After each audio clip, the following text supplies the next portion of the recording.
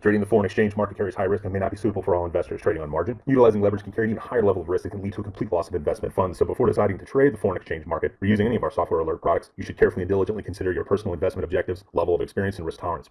There is a possibility that you could potentially sustain significant loss. You should not invest any capital or trade that you cannot afford to lose. It is your responsibility to be aware of and understand all risks associated with foreign exchange trading and to seek professional advice from an independent certified financial advisor if you have any doubts. Auvoria Prime does not exercise trading authority over your trades. You and you alone exercise discretionary trading authority over every trade. Then you'll see it's pretty quiet up until about 8:30. At 8:30, we have Canadian, some reports with Canada, with the Canadian dollar, the US dollar. This is the big one right here, the unemployment rate and the non-farm payroll employment change. That one will usually move the markets pretty significantly. That's probably the one I pay the most attention to each month. It's always the first Friday after first Friday of the month, and it's at 8:30 today. So we'll keep an eye on that. And Forex Factory is pretty much the same type of thing. Canada and U.S. news right around 8:30. Take a look at our relative strength tool, and we'll see the Canadian. Right now, we see the Canadian dollar and the Aussie dollar are the strongest. The Swiss franc and the New Zealand dollar are the weakest. It's a little bit in the middle here on the 5-minute chart. So again, we'd be looking at pretty much trading. If we don't see any alerts, we'll be looking at maybe the Canadian and Aussie versus the British and Swiss. And again, keep in mind, today's Friday, and for some reason, the market seemed to, the methods that we use to decide on trades oftentimes just don't always pan out the same way on a Friday as it does on other days of the week. So a lot of times you take a trade that, well, normally on some other day it may have the movement, it may look good. That does not to say there aren't good trades on Friday, because there are. But for some reason, my results just aren't as good on Fridays as they are on other days of the week.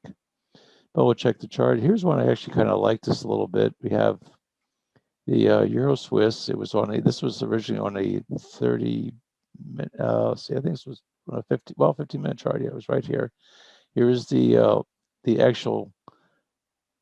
Let's see. You are seeing my charts, I believe. You should be seeing the right chart. Let me just double check that and make sure. Yep. Okay. And double check and see if anybody else. There's Eva. She's just running a little bit late today. There's Eva. There's my cohort in crime here. You know what? I got in and I was waiting for the room to open like 20 minutes ago, and I don't know why it didn't let me in. Well, I thought it was unusual for you not to be here, but I thought, well, we'll just get started without you. Maybe you overslept or something. Yeah. So, yeah, right now we went through all the disclaimers and everything else. We're just now looking at the Euro Swiss. Okay. We do have we'll put the, with the Euro Swiss, I'm just looking to see if we're in an uptrend to begin with. And I'll pull this up. We are actually in a downtrend. Looks like on this 15-minute chart, we had an up arrow. We have a little zone right in this area. Now, one thing I liked about it and one thing I didn't like about it, we'll kind of explain this a little bit, is that here was the alert. And I'll mark that. The alert was right here. It's pretty much right here at this little doji that we have, which was right here. And it had a nice move up. It pulled back to the 38%, had a nice little wick touching the 38%. And I really like if I could catch these pullbacks. If we were looking at this chart before we had especially like we had this arrow right here. Here's the arrow. And I could mark this one. There's the bounce arrow. And right off this one, we had lots of room to the upside. There's 27 pips. That would have been a nice move. It came back up. It went up to about 16 pips and retraced. When it retraced back to 38%. You see this little wick right here, right at the 38% line. And when you see that, oftentimes that's the first rally.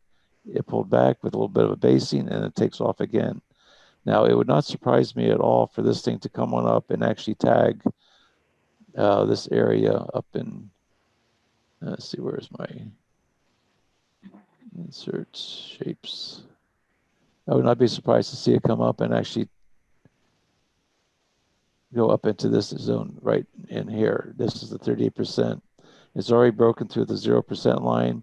And so really from here to here, now here to the red line, you've got 9 pips. So I would much rather, if I could have gotten in, say, right as it crossed over on this 20% line after the pullback of 38, strong move up, pull back to 38%.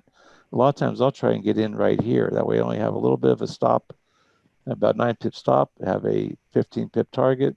That would give me lots of room for the trade, and I probably would have, I may have taken it had I been here and saw that. Unfortunately, we didn't get the arrow at this. We had the arrow way back here earlier before I even sat down, but this would be the type of movement that I'd be looking for. It crossed over the arrow moving average, came back, tagged the moving average, tagged the 38% line, both at pretty much at the same spot, and then it started taking off again. We had the little fractal wick here, got the close above the 20%. I probably would try taking that trade at that point. It still has some room to the upside. It has seems to be losing a little bit of steam on this. If we go and look over here, you can see right here is where this is where it sort of based before, came back down, wicked up, pulled back, wicked up, pulled back. This is the third time it reached this area without closing above. Now this one did actually close above, but it's also pulling back once again. So if there was more room to the upside, if it wasn't, well, even time-wise, it's probably okay, even before the news report. But and it's not a U.S. pair, it's not a Canadian pair, so this thing still has some potential. I'm not going to take it for those reasons, but I do think there's probably some potential for maybe maybe you'll get your 5 pips out of it, especially if it pulls back and retests the 23rd, that's 23%. It may be a nice little type to maybe take a trade on that one if the strength meter still looks good. Let's check the moving averages on this. And we'll see where moving averages are. We just crossed over the 200. We have the green, yellow, blue, orange, all in the right direction. Is spreading out, widening out, and everything's looking really good as far as for an up move. And if you check it on a 5-minute chart, you'll see if there's any zones. We're right in a 5-minute zone. So again, this is another reason you might want to give some pause to it. If it can break through this zone, then it could maybe come on up here and retest where that Fibonacci was. Let me draw this again here on this chart. Just moving, you see if it can break through this little area right in here. Here's where your 38%. This is the zone that we drew earlier.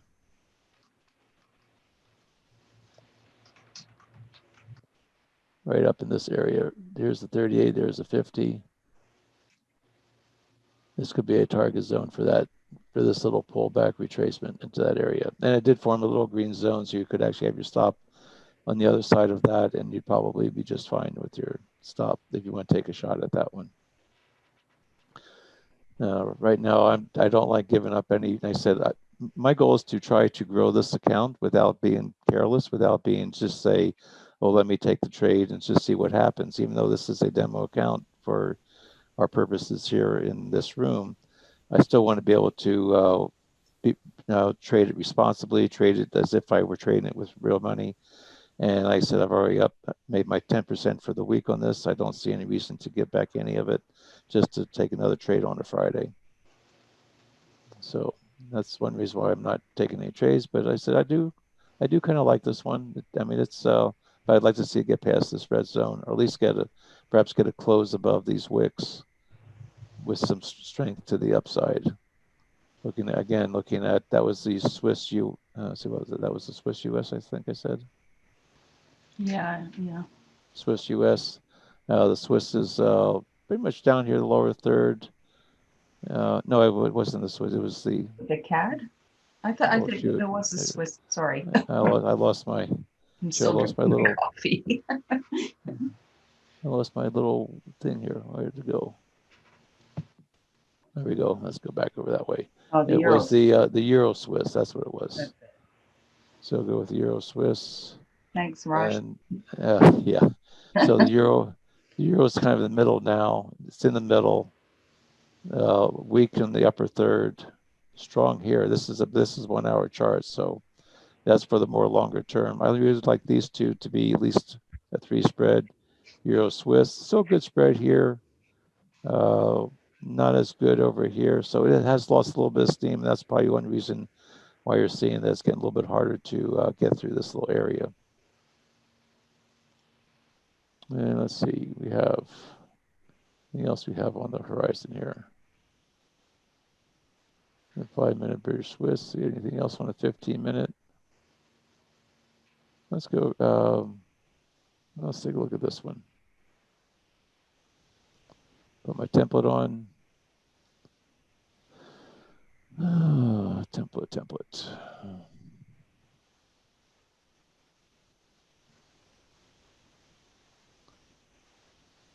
And take a look at the moving averages. Everything's good. We're starting to get some consolidation right here. Have a down arrow, and we only have 10 pips to the target to that. This is on a 5-minute, I believe. Yeah, this is on a 5-minute chart. And we have, looks like we're in somewhat of an uptrend. Moving average, the 200's moving up, and see if that coincides with what this one's a little bit different. We have the 5-minute chart, it's in a downtrend. Let's see about 15-minute chart. 15-minute chart, it's in still in a downtrend on the 15.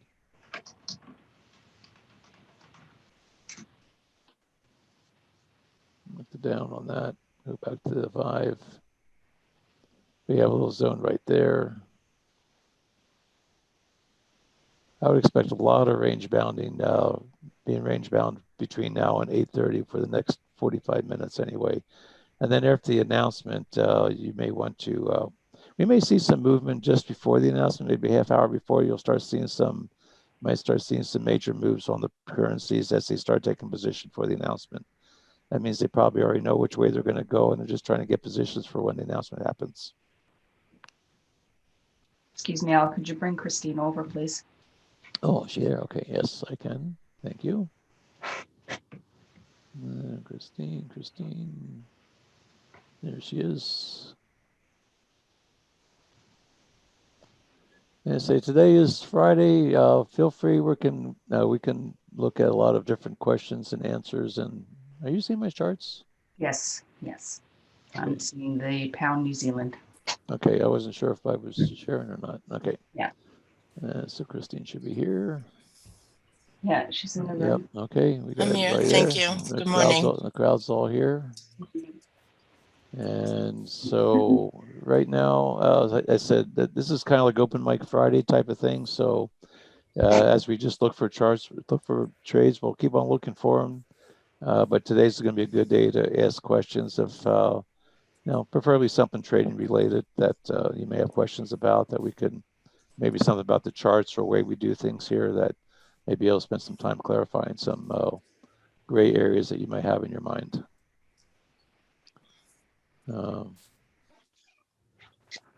So right now, let's see, this was actually in a downtrend, even though it looks like it's showing 3 green, but again, it's too close to the zone. Starting to get the moving averages are starting to change positions, getting consolidation here. I like it when you get all 3 of them in early on. You get a bounce, breakthrough, cross over the 200, and have the 5-period moving average leading the way, and they can just follow with the yellow and take that trade like that, and try and, even with that, if it came back through, you still have gotten your 20 pips out of it, even if you wait till it cross back over. That's if you want to take a longer run at it. And let's see, what else do we have here? Well, Nicholas is asking, what do you think about gold? Oh, gold. Let's see, where is gold? I had gold in here someplace. I think it's, let's take a look. Oh yeah, it's making a move to the upside. It's been it went from it went up about $30 yesterday. From what I looked at, 1792, and woke up this morning, saw it was at 1820. So it's making its way up. It's still in a it's pretty ugly charting right now. All this is pretty ugly. Lots of wicks, and right now it's flat, a lot of wick area. It's still pretty much range bound. I'd have to be looking at the, actually, let me take it on my trading view chart because I like looking at that a little bit better. Let's see, trading view gold. I think I have it here. I was looking at it earlier. It was on this one. No, it's on this one here. Gold. Looking at a 15-minute chart. Extend it out. And you can see it's made some nice big moves here on the 15-minute chart we're looking at. This was a huge move that was yesterday. Something drove it right on up there like that. Maybe it's Elon Musk's stint on Saturday Night Live coming up. Maybe that they figure if cryptos are going up, maybe gold's going to go up too. I do think there's a lot of enthusiasm being put into the hedge currencies and cryptos, and the Japanese yen. They're all hedge plays against the U.S. dollar. But you can see it's trading pretty much in between. These are my Fibonacci zones, these green lines right here. These are 50-minute Fibonacci lines. It's a different Fibonacci than what you're used to seeing, but they're ones that I use for sort of like institutional levels. And you see it came right up to 15, wicked up. So right now it's trading inside this range right here between the, looks like 1822 and 1816. So that's a $4 or $6 range. I think it's going to be, I don't expect to have a lot of movement on it today. I think it's, again, I view gold as being a long-term buy and hold type of play. I don't generally trade it. Just too ugly of charting sometimes. I mean, you get nice move up, then you get, I mean, how do you trade this? How do you trade this with keeping your sanity? I just don't know. That's not uncommon for this. Here again, it's move up and it got whipped around. I mean, it's just like all over the place. There's no real pattern to it from what I'm seeing. Yeah. So, and I like some things that have a little bit more consistent patterns. Now you can see it's starting to trend, but look at this wick here. It comes back. I mean, if you're in positions like this, I mean, it's you've got to have some pretty decent sized stops to keep from getting wicked down on some of these things. And that's like what's that, $2 move. I'm not sure what the pip value is with the gold. I said I don't usually trade it, but I do think this long term. I think it's going to be heading on up. If you look at the daily chart on this, and that's what I'd be looking at more for gold, is the daily chart. And you can see where, I mean, the high was over here. This was back in was that June? Yeah, no, January. January is all the way up to 19. It really made a big run last summer, right around July, I believe it was, when it made its first, it hit that new high. This is the all-time high. That was in August. So we're coming into summer months. If you go back a year, so right now we're looking at May, June. We're in this little area. It would not surprise me at all if maybe come June we see another big spike up to retest this. I think that's a real strong possibility. So you have a little trend line, and I'm talking long term here right now. Here's a trend. So here's the high. Here's the hit. Right now, I'd be looking at it's probably going to be testing this right in this area. So I would keep that in mind, that trend, and then from a lower trend, just see, look over here where we had, this is the start of this big move. Here's the wick. So here's our zone.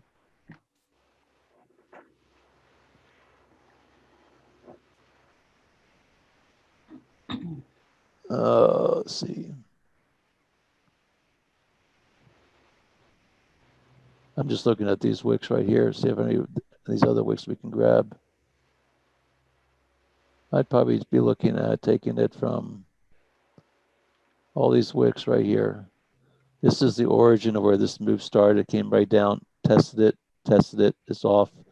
It's probably going to come up and retest this area right here. So I'd be looking at a possibility of, let's see, depending on where this price comes, you can see there's a little, here's my blue Fibonacci line right here for this 15-minute. This is a 15-minute Fibonacci. No, this might be higher. Let me see. Yeah, it's a 15-minute. Yep, that's the 15-minute. So we have a 15-minute fib line right here. We have a trend line.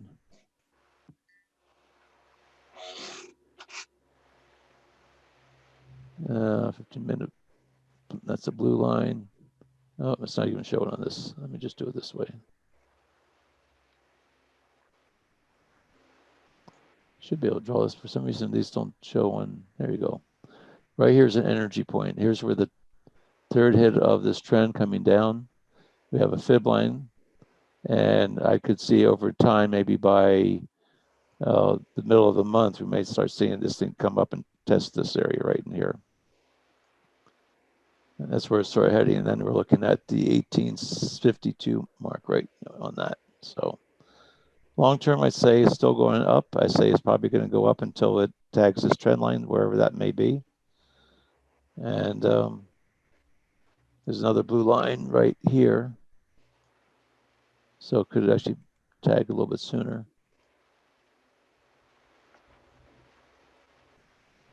But I'd say right in this area, you're probably looking at maybe get a bounce off of it. If it can break through there, it's probably going to be heading on up a lot higher. This would be the next area for it to go through. We had a British Aussie too, Al. Oh, thank you. Let's take a look at that. British Aussie, British Aussie.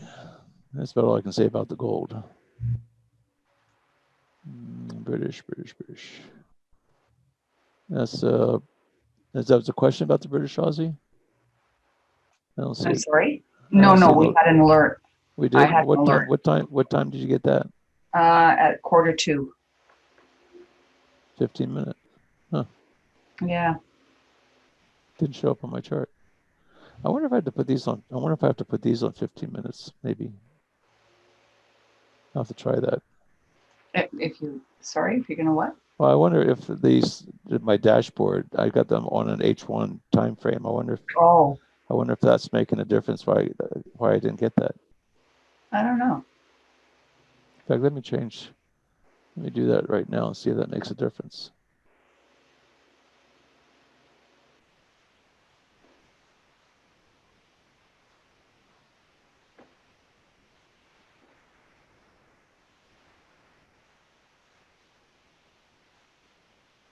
British Aussie, yeah, maybe that's what the secret is. Maybe that's why I wasn't getting them.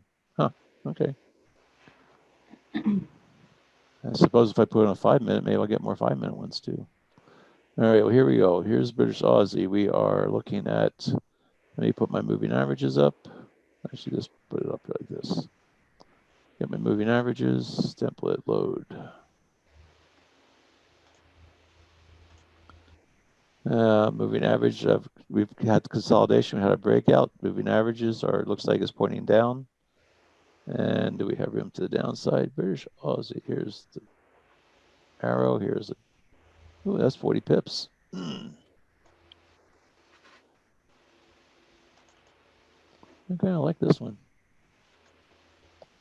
All right, we have all the crossover, we had the breakout, now here's a wick, so we have that.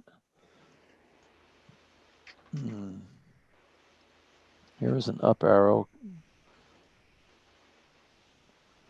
There's an up arrow over here, that's where the bounce came from.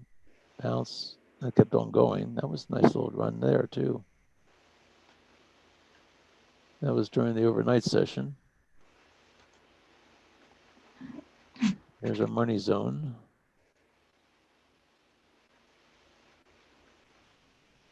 Had to break the money zone, had the overnight highs and lows, broke the money zone, came on up, tagged it. Now the question is, with a retracement, is this in a, let's scale out of here and see what we've got. Looks like we are in a, we got 1, 2, 3, 1, 2, 3. Looks like it's going sideways with a nice range in between. Lots of room in between.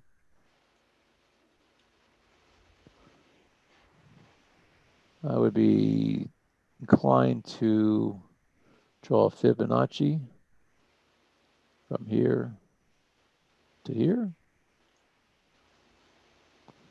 and see where the thing is retracing.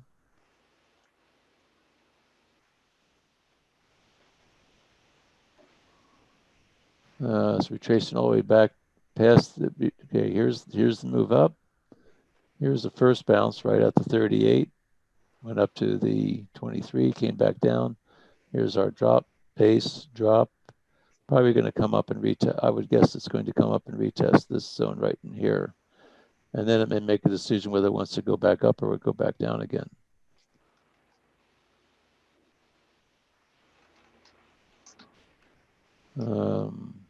Here's our 38%. Here's our 23 to 38. We have all this basing right in here, if you can see that. Yeah. This is where it found some equilibrium, broke down. I would expect it's going to come up, retest this area. And right now, here's a rally. Here's the basing. That's where it is right now. It's testing this basing from basing on the up move, came back up, based on the down.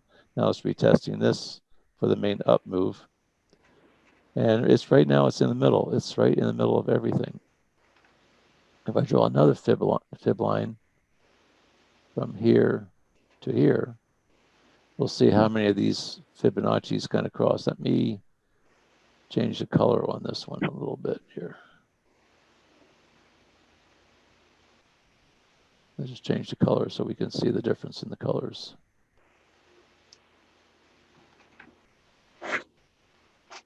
I'll make these orange. There we go. The tighter these fibs are, where they overlap, more likely you have a zone that's going to make a difference. I like this one down here. This one's sort of singular going on up. Again, it's sort of in the middle of a range, not having any real clear decision which way to go. British Aussie, let's check the British Aussie, check that. British Aussie, kind of in the middle. British Aussie, not bad there.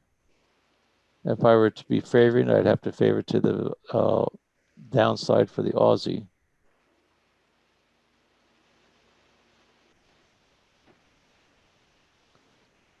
And I'd go into a lower time frame, see what it looks like on a lower time frame. Let me take this one off here.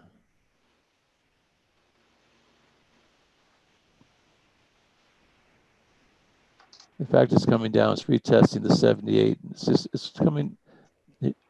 It's testing the 78 line. So this is the lower 25%. I'd like to see it maybe get down to where this green fib line was, where it had the other alert on the upside. This is where it had the alert on the upside. It sort of tested that. So I'd have to see a little bit more confirmation that it wants to go back up. And I don't know that I'd want to take it to the short side on this. Again, there's nothing real clear. There's no real clear, it's not a direct, well, we did have a bounce. We had the bounce, we had a retracement, and then an arrow. So that part's kind of good in some ways. It's not a real bag entry though. The bag entry would have been, it came down, formed the arrow, and then kept on going. Maybe had a little bit, had the arrow here before it retraced.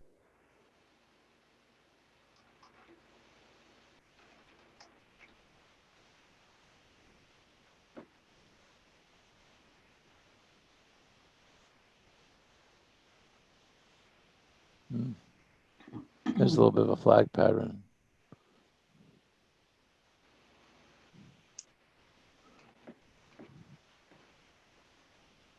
Let me move this up to, let me form another zone down here. Just get identify my 25% range.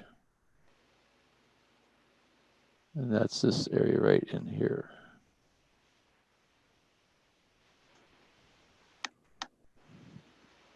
There's probably room to that. 16 pips to that. Okay, and that doesn't really look too bad. Yellow came up.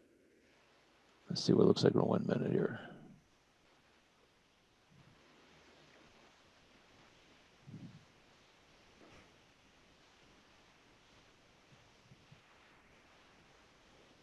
And the other thing is it broke through the 60% and came back down. It didn't really close through the 76. And then it came back up and closed above the 61. Came up, tagged the 50%. I would be more inclined to think this thing's going to start working its way back up again, but you have this red zone right here. I think it's going to be, I don't think it's going to give you anything real quick. I think I'll pass. I would pass on that. You could take a shot at it. I'd give you a 50-50 on it. I like a little better odds than that.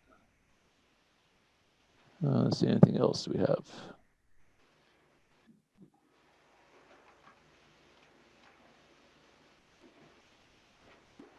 And what time is this? It's about 8 o'clock. We're about 30 minutes away from the non-farm payroll. So anything, if I'm not in a trade, certainly before the non-farm payroll, if I'm not in a trade within 30 minutes of the report, I'll just stay out and wait for the report. And then I usually give another 30 minutes after the report before I take a trade to let things settle down.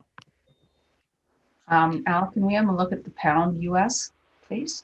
Okay. Rob is requesting it. Pound US. I'll go with the 15-minute charts. Blow it up. Put my template on. Keep forgetting sometimes to put the template on before I start putting joins on, and I have to lose all my joins. Closed above the 200. It is in somewhat of, does look like it's trying to get into uptrend. Have some consolidation all right here at this price point. No real clear direction on that with the moving averages. And strong move up, pull back. This is probably about 50% retracement.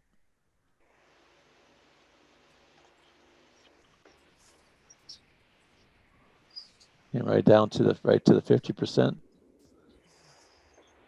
Closed above the 38, made a new high. This is where when you start seeing these where you have all your moving averages are up, here's a strong move up, you wait for the pullback. I'd like to see a pullback at least to the 23, preferably the 38.2.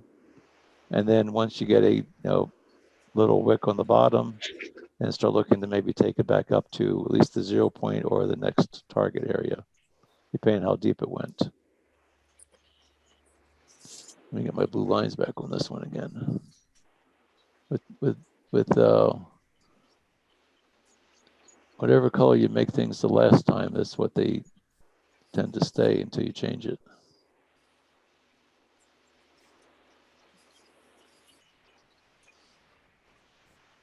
Excuse me, Al, quick question while you're fixing the color. Okay. Pepper wants to know, do you stay out of all trades before NFP or just the US trades? I pretty much stay out of all trades. Thank you. Yeah, I just don't trade during the, if I do, it's only going to be in a demo platform, and it's only going to be because I'm probably playing and just trying to see if I can make some heads or tails out of it. But I do not trade live money with the S&P, with the non-farm payroll on anything.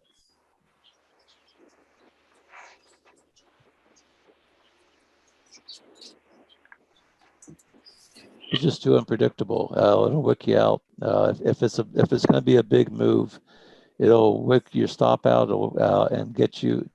I mean, the only way I would even consider doing it is if I had a target set to where I wanted to sell. Like let's say this. Well, let's just go to Euro. Let's go to Euro US just for. Anyway, this one looks like it has a pullback. It's consolidating. I wouldn't take any trades, right, especially right now. So let's take a look at the Euro US just for Euro US. And we'll kind of start watching this now because of the non-farm payroll. But I would be looking at, I'd probably start looking at a chart like this and seeing where was the last support, last resistance. Here's the range. This was pretty much all the week high. Here's the week low. I would be saying if I were to try and guess with this one, is I'd probably draw a fib line from here to here. This is pretty much the weekly range. Actually, this is from last Friday's range, I believe. Here's this is basically, we'll just take it from the 29th. I think that was last Friday. So I take this range. I'd be looking at probably this zone right in here.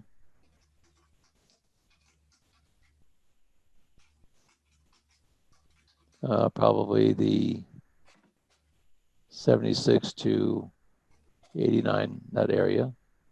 I'd probably be looking at this range right here. And we might play with this and see if there's any substance to this. Here's where all the basing was. This was the last move from a couple of days ago. And I would be saying, okay, I'd be looking at maybe this range. And I just take it, and I would be saying, okay, if we get the announcement, I may put let's see, I'll be looking over here, see this point right in this area. I'll probably draw another fib line on my other fib line. Let's just say maybe halfway through here, I say, okay, if for some reason they have the announcement and it draws that I would maybe take a trade, new order, go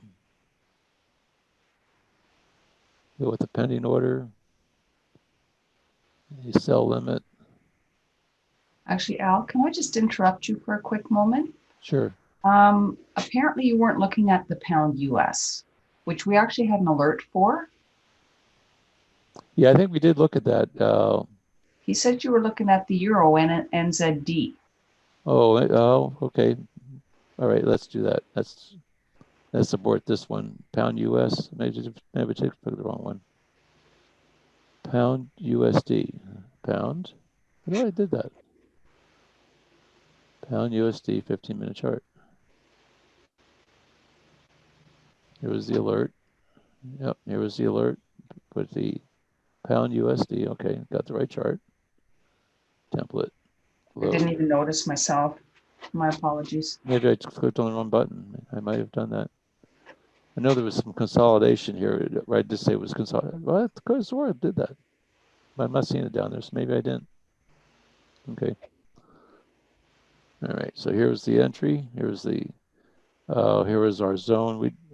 Now I'm not sure if this zone was here at the time. It looks like it probably right now. It looks like the zone happened over here. So this is the third hit of the zone. Anyways, the drop it isn't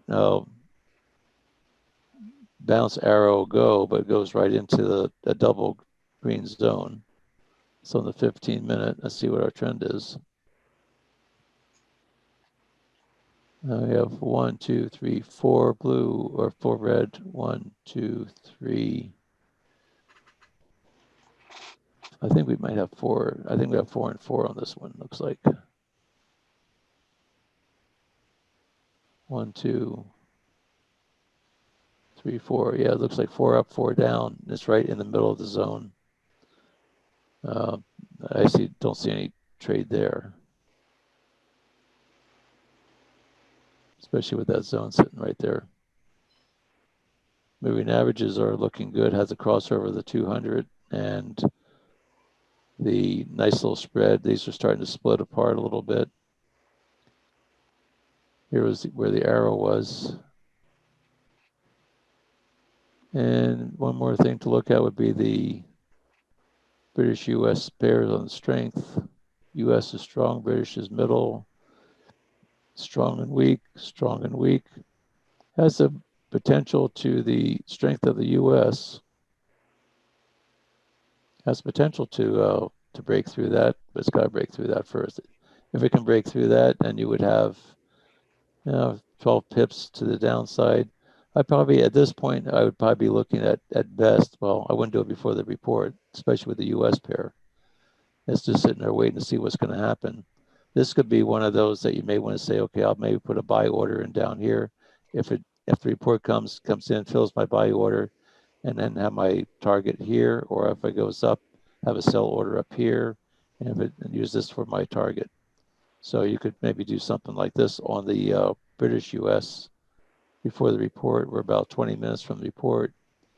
You could say, okay, I'm going to do a trade, a buy limit, a trade, sell limit, and say, okay, if we get the report,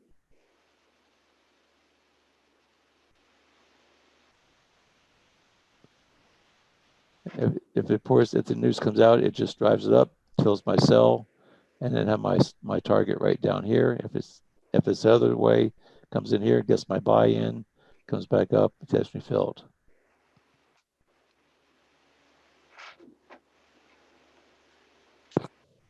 And that would be with the British US pair. That would not be a bad pair to use for the exercise if you were to try and do that. It's kind of a crapshoot, but that's the only way I would trade the non-farm payroll is if I wanted to trade the movement on it. It would be to do that. Find the two zones on either end, have a buy here, sell there, drive it up into my price, get me filled, drive it in. And oftentimes, if you try and wait for the report, the volatility is so high that if you don't have the order preset, if you just say, okay, I've seen this happen many a time, is that if you have the report, it comes up here, you say, oh, I'm going to do a market order to sell. Well, it may take 20, 30 seconds before your order gets filled. It gives you a market order, but that market order says, okay, wherever it happens, whenever you got triggered, that doesn't mean you're going to get that price. You're going to get to whenever your number comes up in the queue of the orders. When it gets filled, it's going to get filled wherever it is, and it may take 20 seconds.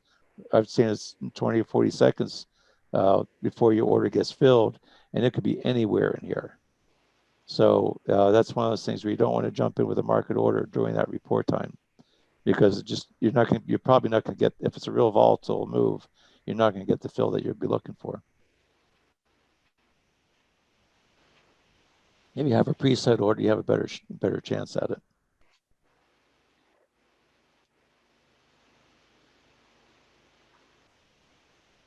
So I got those two orders set.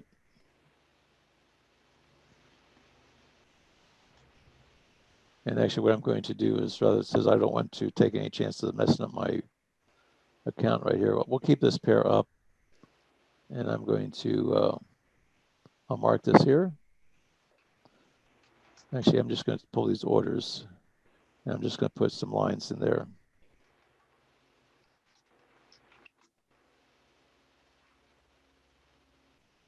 So I'm trying to build this account up consistently, just like I'm asking you guys to do with yours. So I'm going to put an order in here. I'm going to put an order in, not going to put an order, I'm going to mark an order for it down here. Prefer going a 15-minute chart. Actually, I probably like it down here a little bit better. And we'll see if there's any chance that we've gotten, if these orders would be filled on the announcement. And I'm going to mark where I put them in.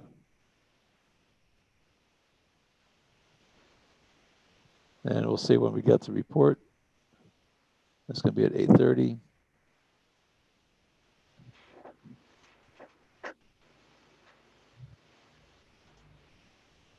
Actually, it's going to be another 15 minutes.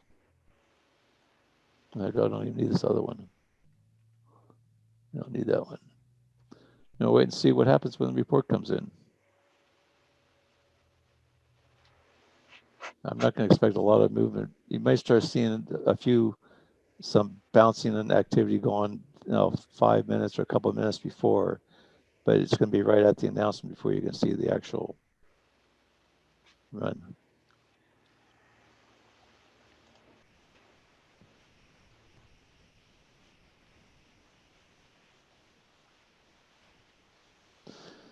Let's see, and we could do the same thing with the Euro US and see how that works. Let's go to Euro US. Because we were working on a thing with that.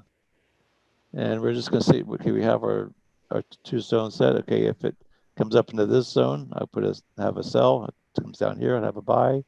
See what kind of volatility we get with this report. I'll put it right here at, let's say we marked our charts. Put it on put this one on a 1 minute.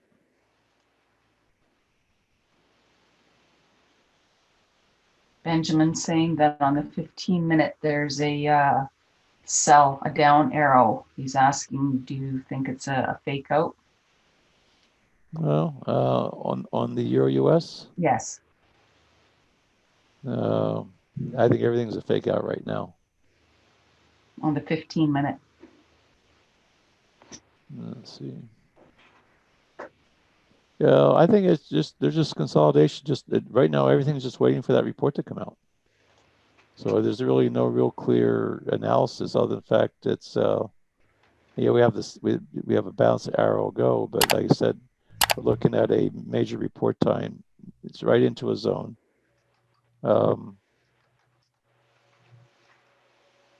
This could be a move that's anticipating the announcement is going to go up. You just don't know. All you can do, all you're doing is guessing at this point before a report like this.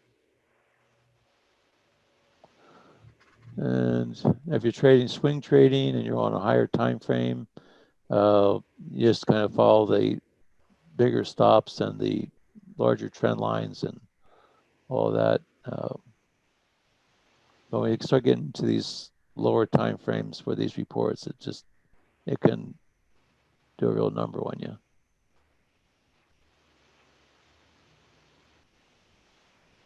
That wouldn't surprise me to see it come up during the report. I could see it. Now, this one I could see where possibly when the report comes in, breaks this right into these zones, and it opens up. The report comes out, drives the price down, and then right away it goes up and takes off. I could see that happening. There may be some buy orders sitting right down there with people that know which way it's going to go. And I have no doubt that there's people out there that know which way it is going to go. We don't have that opportunity. But it is finding some support. Here is a nice move up, hit, came up, bounced again, came back up. I would expect a little bit of a bounce off of here, possibly to go back up again. See what the S&P is doing. That's usually the one that really has a big effect on the report. Yeah, the S&P went through the roof yesterday. Did it? Well, yeah.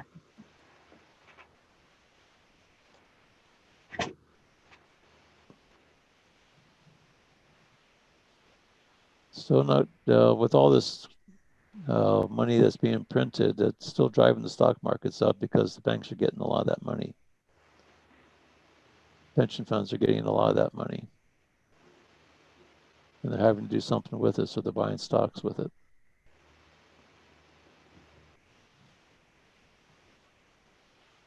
I used to think when they print the money, though, stock market would go down, but it just seems to be the exact opposite.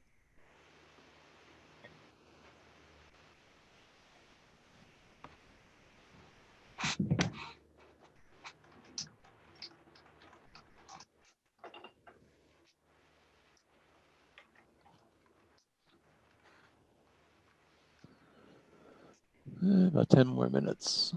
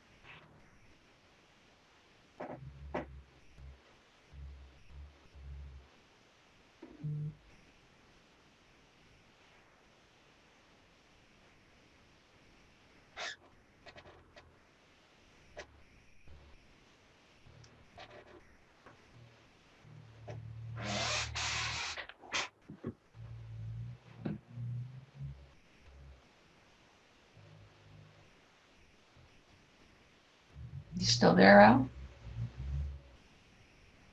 I'll turn my mic off because I was grabbing a drink of orange juice. I Oh, forgot to turn it back on again.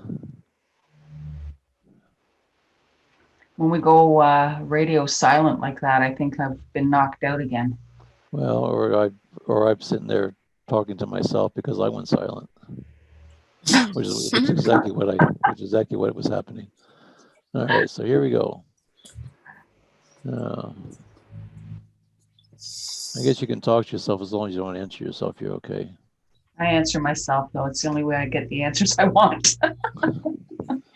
That's one way of doing it. Okay, let's see. Well, here we go. We have got the Euro US, we got the British US, and we have the S&P. And we're going to be watching and see what kind of price action we get in about another 8 minutes.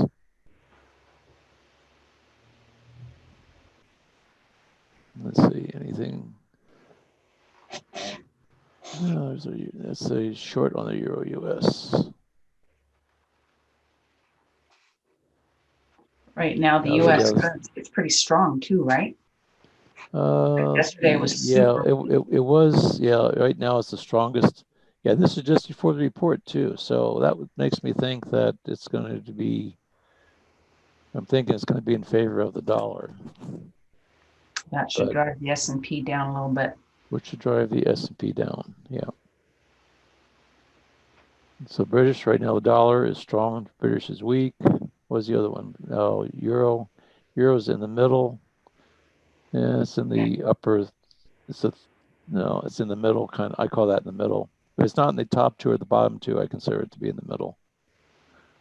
So let me ask you a question. Out of your four here, because they're all different time frames, like the hour, the 15, this and that, right?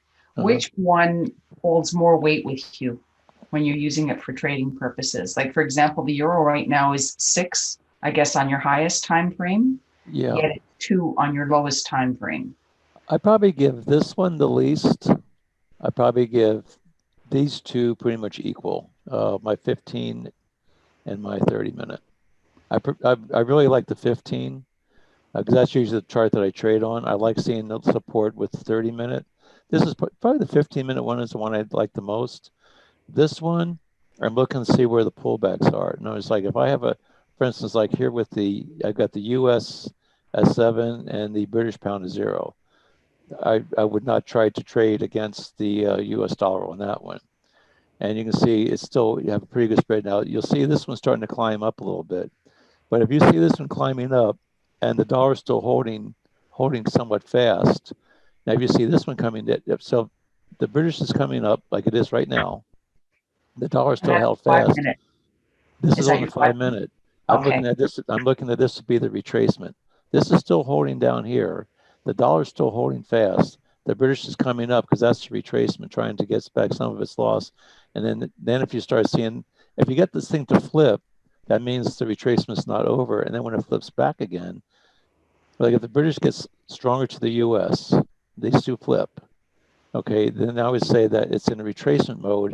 And then once it flips back again where the dollar is strong and the British gets weak, that's pretty much getting near the end of the retracement. And that's where I'd want to be trying to take it.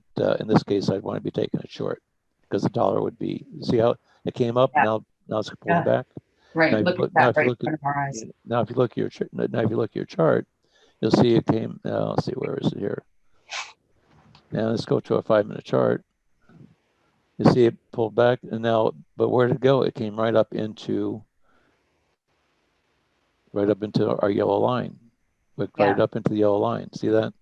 Yeah. So when you start seeing that 5 minute chart, when you start seeing that starting to give up its strength, look and see which one's making the gain. Is the dollar still holding at the top, being strong, or is the British pound just regaining some of its weak? Just it's taking a breath before it takes another tank down again. So that's where I like catching these little pullbacks. And so you have this little move here. If you just even measure this little move right on this one from here to here.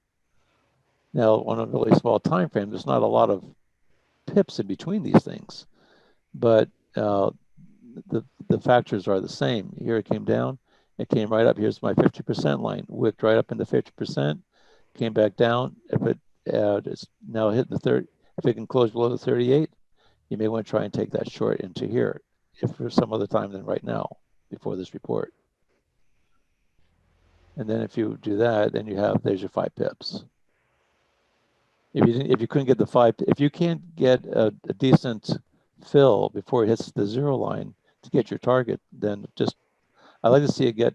So if this, for example, if you're using like this move, you see these are wider now, but now this thing only pulled back from here to here is only at 23%. So again, now this spot's wider, but you still don't have enough to really make it worth your while. That's why you need to get that little deeper pullback and have the confirmation that the pullback's over before you come in.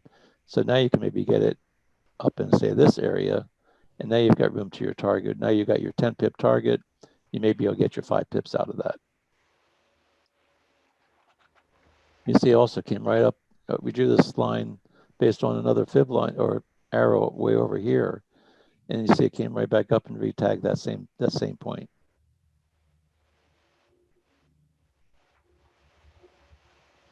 All right, 2 minutes. Let's see what we got. That was a nice just a little move before the announcement. Somebody's trying to make some adjustments.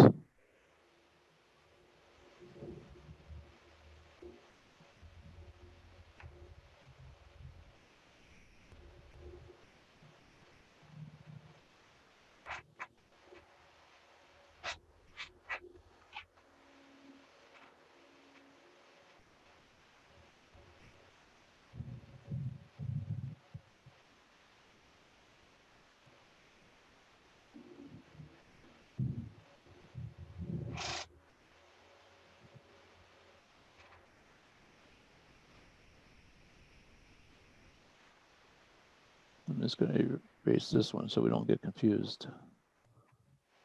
Now, this is one where I said I would put if I were to try to play this move, which I'm not, I would be having a target, an entry to sell up here and an entry to buy down here.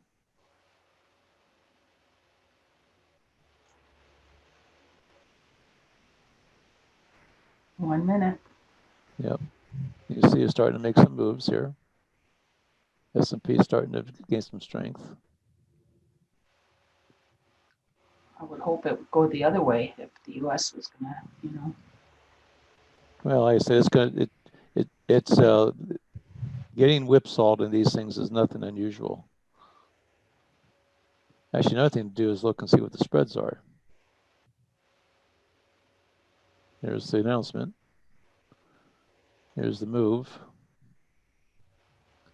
Coming right up in. I would have just gotten filled on. I would just gotten filled on this. Whoa. Remember, if I got filled there, my target would be right back about the start of where the move was. Right, be right about there. Look at that Euro US keepers. This would be my target since I would have gotten filled up on this one. Now it's still it's still going against me. On 5 minute chart here.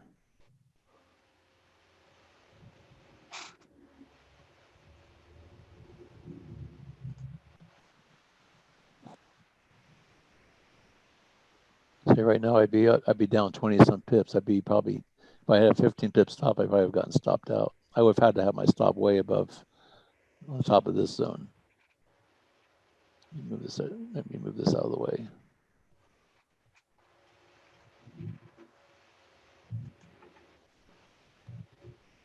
Look at this on the S&P. Look at this candle right here. Yeah. Worked Actually, up. Pepper's asking why is the GBP reacting? It's the U.S. that's reacting, I think. Well, GBP is reacting to the U.S. dollar. Yeah. Oh, he says no. Look at the pound Aussie. We'll look at the euro now. Look at what happened to the euro. But the pound Aussie pair, where there's no U.S. in it, he said the GBP is reacting to it.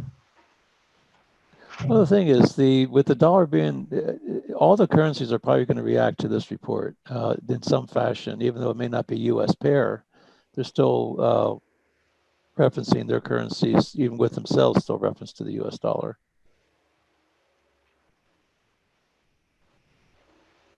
No, I can't really explain the wheres or whys or why things do what they do. I'm not that smart, but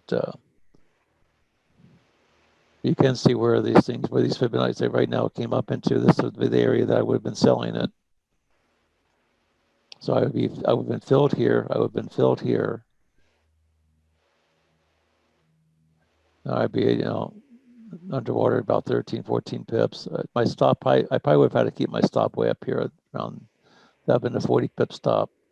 I wouldn't try trading this less than a 40 pip stop. I'll see this thing move 100 pips in, a minute.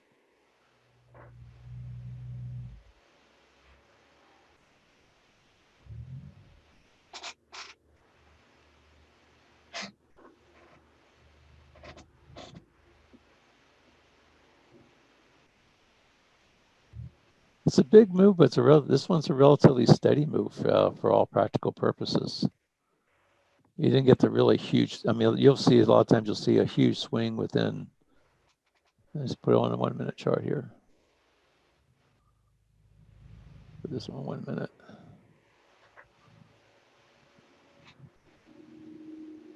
Put this on a 1 minute. Looks a lot more volatile, violent on a, when you put it on a 1 minute chart.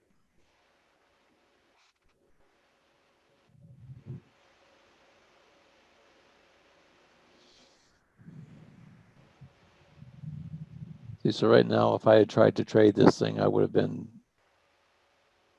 be thinking, well, did I do the right thing? I'd probably be thinking, right now, I'd be thinking no. But you see how consolidated and how long that consolidation lasted before the announcement? That's why I said I don't want to be taking any trades. I mean, we're looking at, here's like 7 o'clock. There was like no volume at all, or no movement at all for last. So even if you got these arrows, I mean, it's like there's no real clear way of. There just isn't going to be the volume before the announcements. That's pretty much the bottom line to it for the most part. And then you're in a trade. Now the announcement's coming. Now you're just sort of sitting there as like, well, now what am I going to do?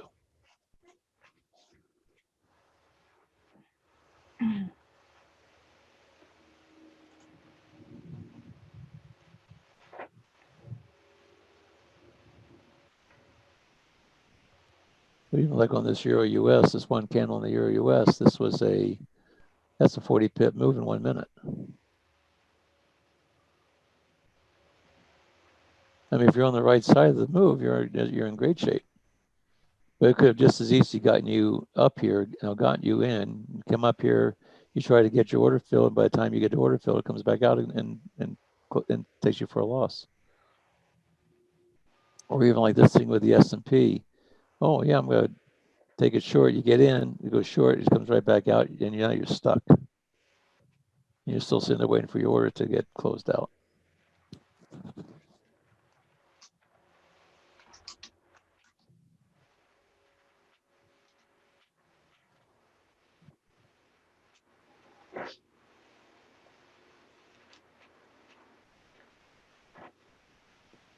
Congrats to all you guys that made money on this move. There's some of them posting in the chat that they made money on the. Oh, good. Mm-hmm.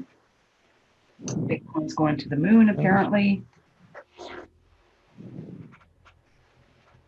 I mean, there are people that trade these things, and people do a very good job. I haven't figured out a way to trade it consistently, so I just stay away from it.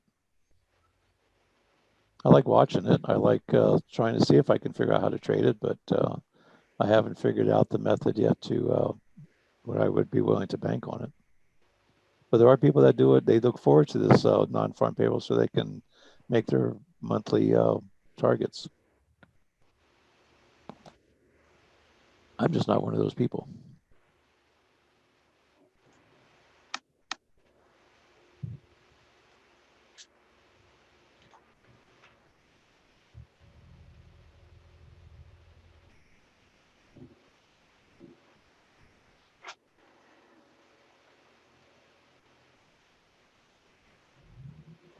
Now we were showing on our charts, and we were looking at the British U.S. Remember, we were showing that the dollar was the stronger of the two. And at the time, I've been thinking, okay, we would trade. I'll be looking trading this thing to the short side. But look what happened. And look at our strength meter now. It's probably reversed significantly. Dollar's all the way down here. Dollar's all the way down here. But at the time, just before the announcement, we were saying, oh, remember, we had this little pullback. Okay, I think it's going to go. This thing was telling us it was going to go short, and it did all but that.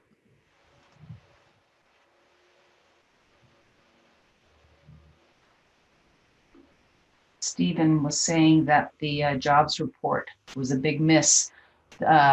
Actual was 266,000 versus the 978,000 that was expected.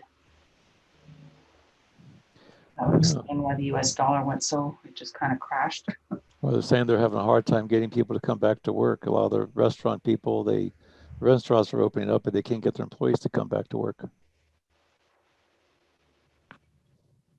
Either mad because they couldn't, maybe they got laid off, or they found other jobs, or I guess there's a variety of reasons why people, but there's a lot of help wanted signs out for some of your service industries.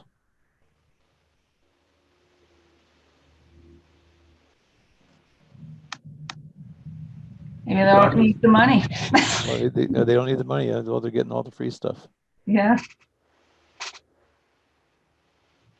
Plus, it's summertime. There's a lot of people that, they just like taking off in the summertime. They just don't want to be working in the summertime. They want to be able to have some fun.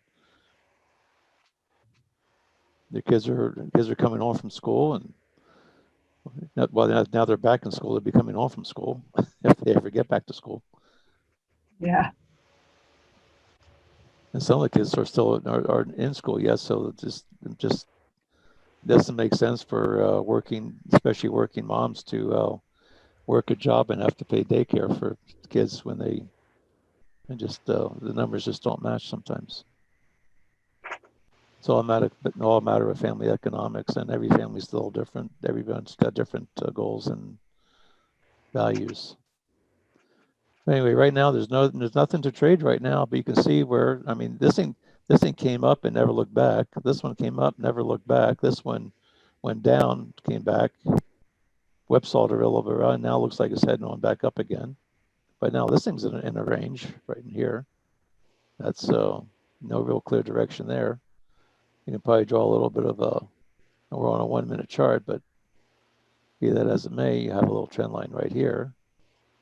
You have a higher low. Here's a high. Here's a low. Here's a lower high.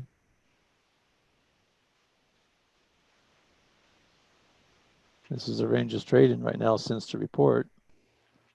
Now we'll see what happens if it opens up, breaks open. It's got just like, look at this. This is how flat that is. All the way up until, this is all the way from, well, pretty much from yesterday. Let's get it to a higher time frame here. Let's look at an hourly chart. Ooh, what's that?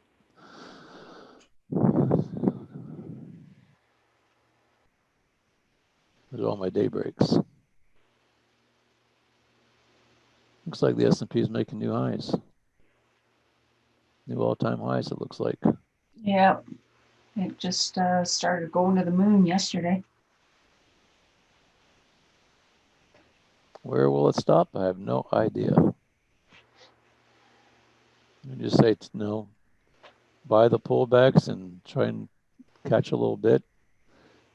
I don't think right now I'm not seeing it prudent to take shorts against the S&P. I used to say when it pulls back, just take a buy because you're more likely to get it to go back up again than it is to go back down significantly until it goes down significantly. And then by that time, it's too late. There will be a retracement at some point in time down the road. Don't know where that's going to be. If I did, I wouldn't be sitting here talking to everybody. Sure you would. Maybe I would. I probably would. You'd miss us. I would. Yeah, you'd be here. What else would you be doing? Cripes. Well, sleeping might be one thought. Great piece. I like that. Keeping it clean. Keeping it I'm not big. cheese. I'm not big on fishing. Do you fish, Al? I have fished. I would not call myself a fisher person. I usually don't know what I do. I enjoy going out there with a line in the water and watch the world go by, but I'm by no means a fisherman. I will go, but it's usually not by my instigate. I usually don't instigate it. I actually enjoy it. I don't like touching the bait or anything. But I do like holding the pole in the water Yeah. and pulling the fish out, and then you can take it off the hook for me. Leslie is probably you. laughing at us. She and her husband, the outdoorsies, and we can't hit bait hooks, and Al can't hang out there. Yeah, Let's see. How's our Bitcoin doing today? I guess we probably should take a it look at just some of it. went up. Everything kind of just shot up, unless you were the pound. And then you went the other way. I get that one, so no big there. Let's see, Bitcoin. Where's my Bitcoin? Bitcoin. Here Go we down. go. Yep. Yeah. Yep, it's just doing what it does. Yep. There's a lot of cryptos that are doing better than Bitcoin, proportionally speaking, right now. Bitcoin's holding its own. It's hanging right there between the 55 and 60 area, 60,000. But Ethereum has really done very, very well here lately. Which one? Litecoin's done. Ethereum. Oh yeah, it's That's done very well lately, and Litecoin's done very well. They're all a little bit cheaper.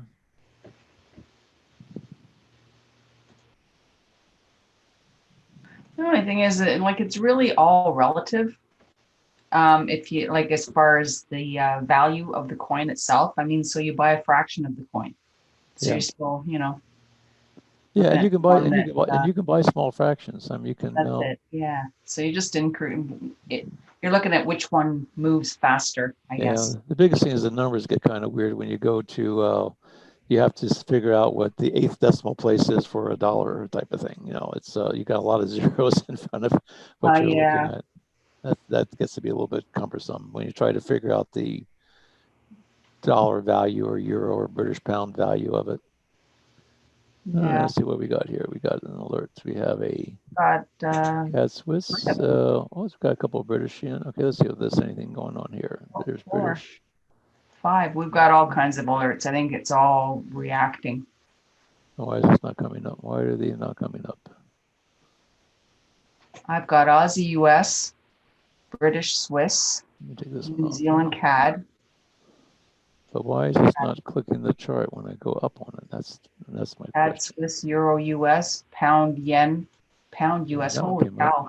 Like, there's a lot of them came through. Are they not showing up on your Yeah. Well, it's showing up, but I was trying to click on some of these and it wasn't clicking. That's what.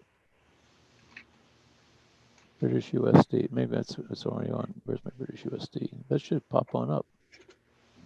I'll click on this. Okay, let's take this off here. Let me take that off, see if it'll come up.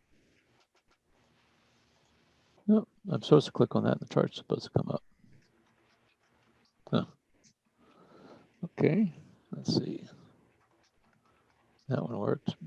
Remember, there was a CAD news at 8:30 as well with the dollar news. So anything CAD related was also affected around 8:30. It wasn't just the US. Obviously, the CAD got very, very weak to the New Zealand dollar for some reason. New Zealand CAD. Let's see, what about? We're just about ready to wrap up this session here. Now, why is this not running my charts up?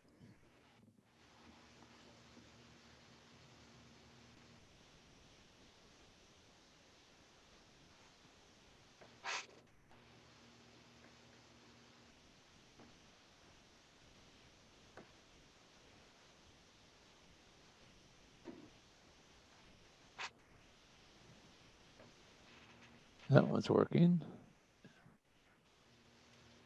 That one's working.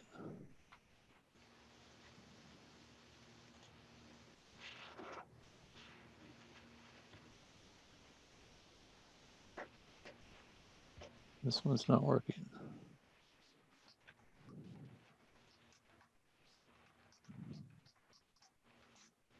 Maybe there's something behind it.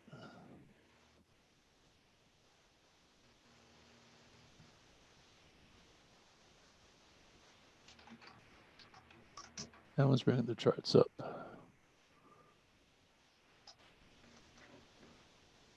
British pair are not doing it for some unbeknownst reason. Try reloading this.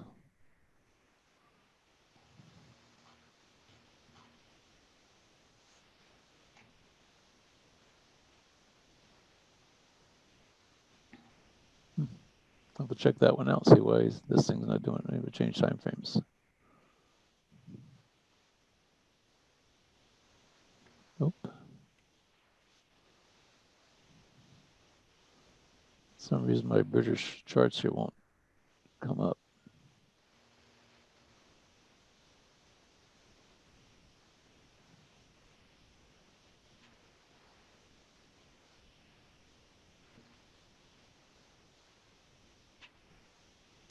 Any other questions before we wrap this thing up for the Friday? It was interesting watching the reports, watching see how things move.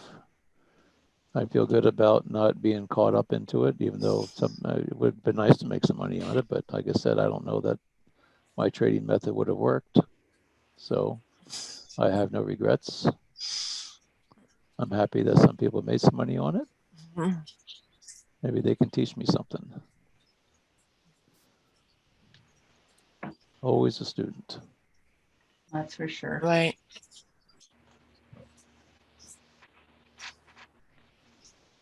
But right now, just sort of let things settle down. Give it another a few minutes or so, and usually after 9 o'clock, maybe look and see when the U.S. markets open up, and see what if you want to try and trade during that time. That's fine. I said I'm not going to be taking any more trades. I'll just be doing some accounting this the rest of the morning here to chart my results for the week and get ready for next week. Keep in mind that I think 11 o'clock, I think Tyler has his, if anybody have Gearbox, Tyler has his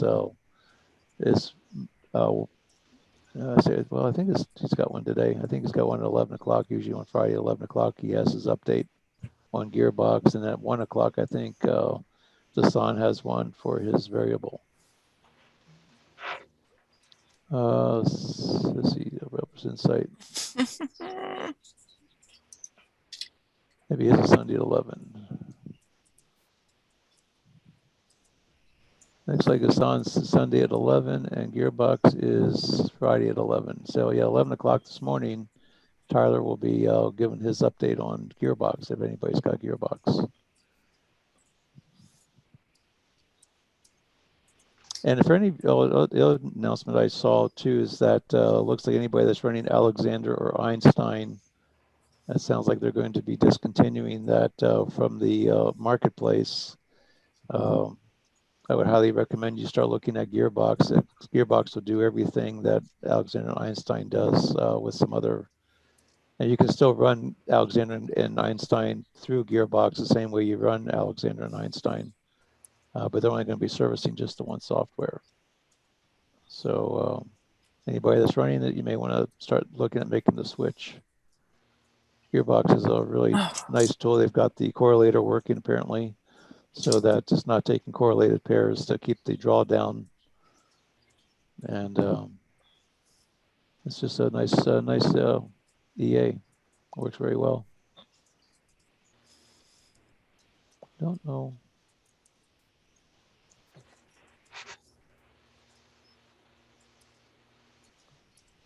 I'm sure why some work and some don't. Let's see, New Zealand USD, where's that one going?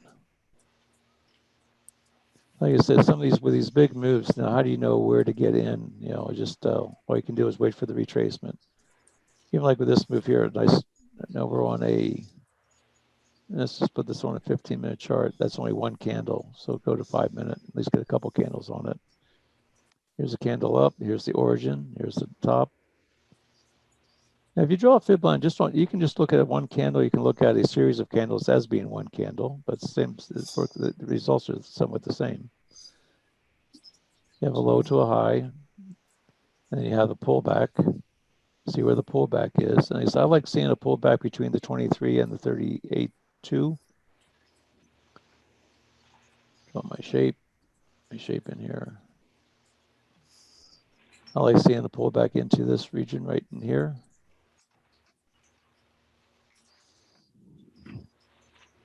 Here's the high, came back. This, if you look into at a 1 minute, put it into 1 minute chart, you've got 5 more candles in there. Here's the high, here's the pullback right in here on the 1 minute chart. Everything's still the same, just that and so there's the pullback. It pulled back into the 23.8, couldn't close above. Next target, close above, next target, close above, next target, and this could very well go on up with the retracement of the 38.2. This would be the target up here. Here's the zero line is your first target. 38.2 is your next target. This is a rally based with a pullback. And then here's your next target up in this area. Excuse me, Al. Yes. Anne would like you to please share your fib numbers that you have there, please. Okay. I could do Thank that. you.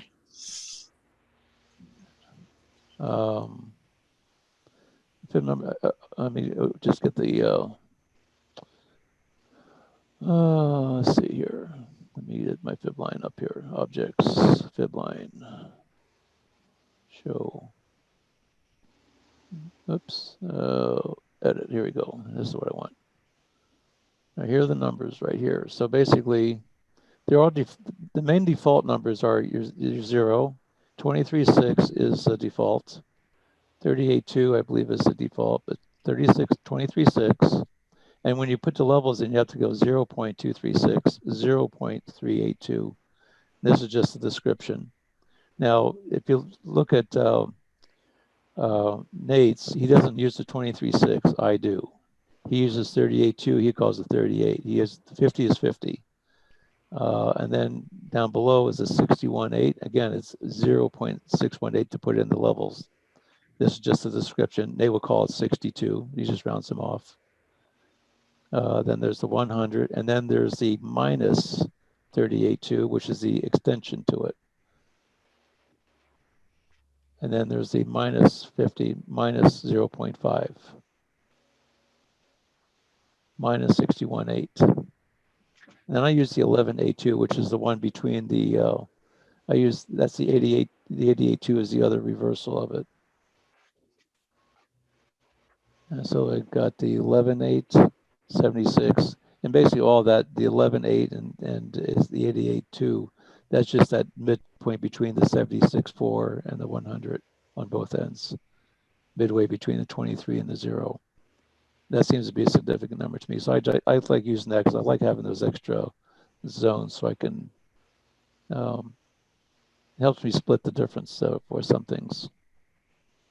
And so then we go down. I don't know if I can make this thing bigger. No, I can't. So all my numbers from the top, I got 0, 23.6, 38.2, 50, 61.8, then the 100. That's the main range. They go from 0 to 100. And then the extension goes from the 38.2, minus 38.2, minus 50, minus 61.8. And you really don't need to go much higher than that. Those are the numbers. Hopefully that answers your question.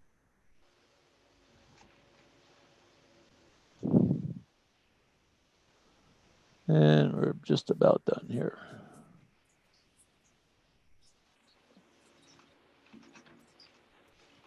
And the other thing is a lot of times too, you'll see is that when you get a rally base, you get a strong move up, rally base, the next rally, oftentimes you'll, and if you watch it by Trading View, a lot of times I'll put if it's a really strong move, this is, if it pulls, well, Nate says if it pulls back to 38.2, you use the 38. If it pulls back to the 50, you use the 50. Pulls back to 61, you use the 61. A lot of times I'll find out that if it's that's what I call a strong, especially on a higher time frame, say like on a 15-minute. Let me see if I can find a good example on this. And this is about as good an example as it gets. And I would have, oftentimes, I'll have my target here right at the 61. I'll have another target up here, which is basically a 1-to-1. Let me see if I can draw this out here real quick.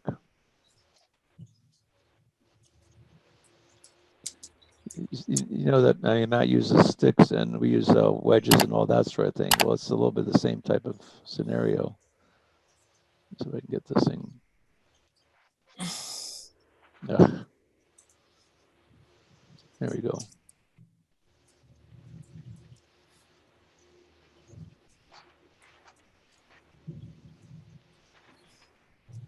How do I get this thing over?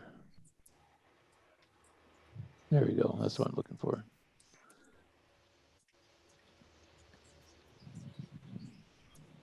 This is sort of like the first leg up. And so if you draw a trend line or a stick, I'll call it a stick.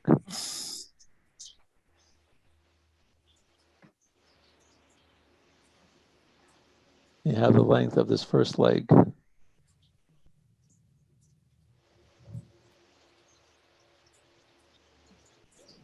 And you take this first leg and you take it to the bottom where the pullback was, which would be, say, right about, well, let's just call it right about here. The next target would be, this would be your 100%, this would be 100% extension. Take it down to where the pullback was, you started from the pullback.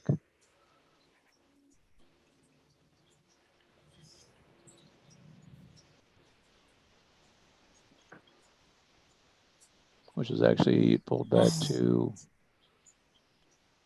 that arrow's kind of in the way, but let's just call it right about in here. Let's just call it there. Then this would be your 100% from here to where the the first move leg was, the pullback. From the pullback to the next leg, oftentimes will go up. This will be the 100%. So if you drew if you put another 100% in here from the 61.8,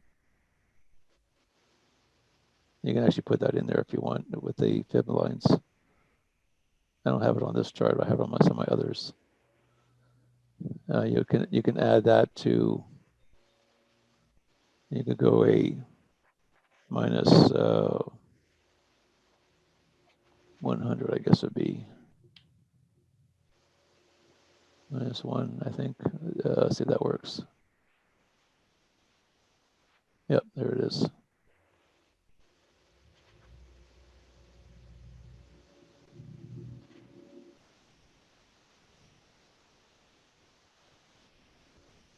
This would be the -100.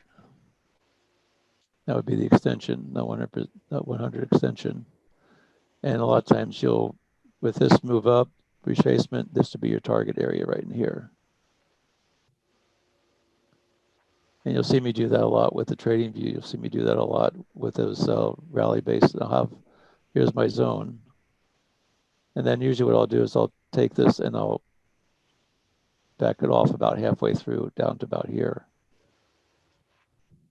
And then this is my target area. It's being a little bit more conservative. A lot of times the first push up will be right about to the 61. They'll retrace back, and it'll come up and then take, if it's a really strong move, it'll come up and then take that 100%. If it's a really strong move. So that'd be another one you could add into that mix. So with that, we're going to wrap this thing up. Any other last minute questions before we go? Not over here. Okay. So everybody have a wonderful weekend. If you're profitable, go and take the rest of the day off and keep the money in the bank. And if you have some extra time and you want to just keep watching charts, just play with the demo, use the demo, keep practicing. Fridays are a tough day to practice because a lot of times what happens on Fridays doesn't always hold true with a lot of the price movements just don't seem to hold as clean as they are with the methods that I use. I find out that Fridays just aren't quite as clean as I would like them to be. And so that's why I'm just pretty much staying away from Fridays. And Mondays is pretty much as too. I like trading Tuesday, Wednesday, Thursday. Those are probably my most profitable days. That's where my charting system and the method that we use seems to be the most consistent. If you notice that Nate gives his sessions on Tuesday, Wednesday, Thursday nights, and he does that for a reason, because that's where it's the most profit.